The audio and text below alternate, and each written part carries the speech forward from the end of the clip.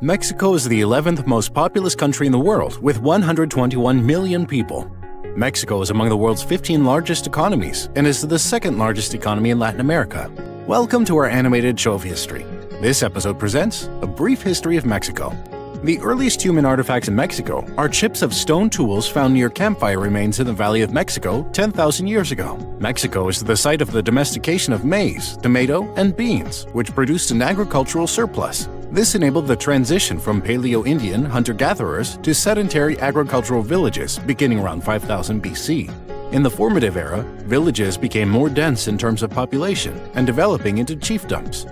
The earliest complex civilization in Mexico was the Olmec culture, which flourished on the Gulf Coast from around 1500 BC. Olmec cultural traits diffused through Mexico into their formative era cultures in Chiapas, Oaxaca, and the Valley of Mexico. In the subsequent pre-classical period, the Maya and Zapotec civilizations developed complex centers at Calakmul and Monte Alban, respectively.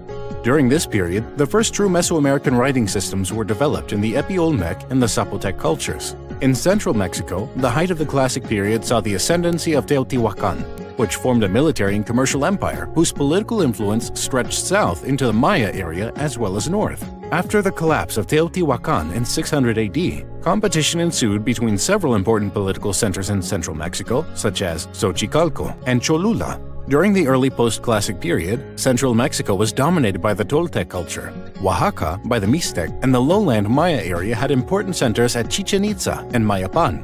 The Aztecs, the last of pre-Columbian Mexico's great native civilizations, rose to prominence in the Central Valley of Mexico around 1427 by partnering with the Toltecs and Mayans. This triple alliance conquered smaller cultures to the east and west until the Aztec Empire spanned Mexico from the Pacific Ocean to the Gulf Coast.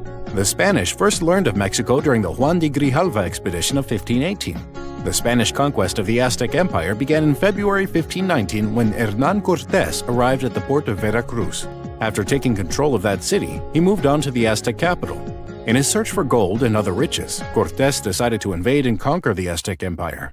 The territory became part of the Spanish Empire under the name of New Spain in 1535. Much of the identity, traditions, and architecture of Mexico developed during the 286-year colonial period. Cortés then colonized the area and named it Nueva España, New Spain. By 1574, Spain controlled a large portion of the Aztec Empire and had enslaved most of the indigenous population.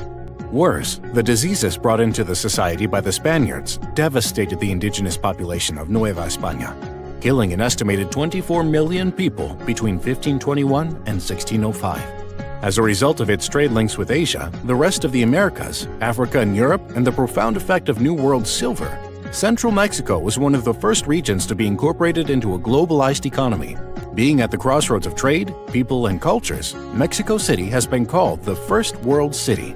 The Catholic Church's influence was felt in the region when missionaries began arriving in 1523.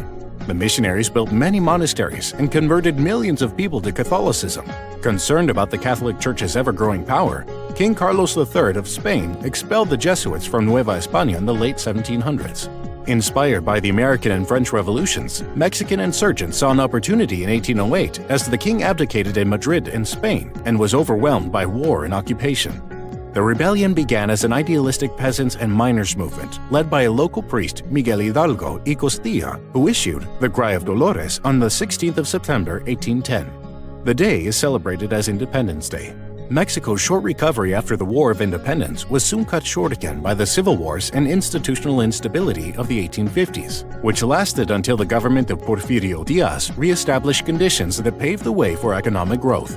Agustín de Iturbide became constitutional emperor of the First Mexican Empire in 1822. A revolt against him established the United Mexican States. Later, a republican constitution was drafted and Guadalupe Victoria became the first president of the newly born country.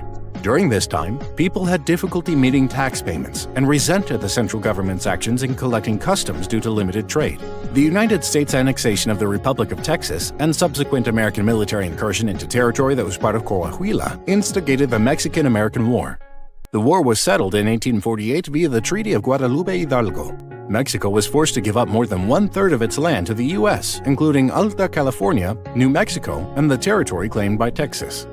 In the 1860s, Mexico was occupied by France, which established the Second Mexican Empire under the rule of Habsburg Archduke Ferdinand Maximilian of Austria, with support of the Roman Catholic clergy and the conservatives.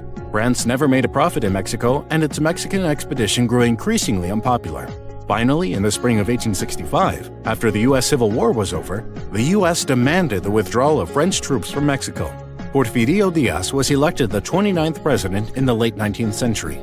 The period, known as the Porfiriato, was characterized by economic stability and growth, significant foreign investment, and influence. The Mexican Revolution began when Madero issued the Plan of San Luis Potosí and declared war on the Diaz regime. By 1911, Diaz is forced to step aside and Madero is elected president. But conflict and violence continue for the better part of the next decade. World War II further stimulated the nation's development through the development of roads, the building of factories, and the establishment of irrigation systems. Until the 80s, Mexico remained a poor country, but experienced substantial economic growth that some historians call the Mexican miracle. In recent years, the Mexican economy has had an unprecedented macroeconomic stability. Its economy is integrated with that of US and also Canada after the North American Free Trade Agreement. Thank you for watching. Please subscribe to our channel for new videos updated daily.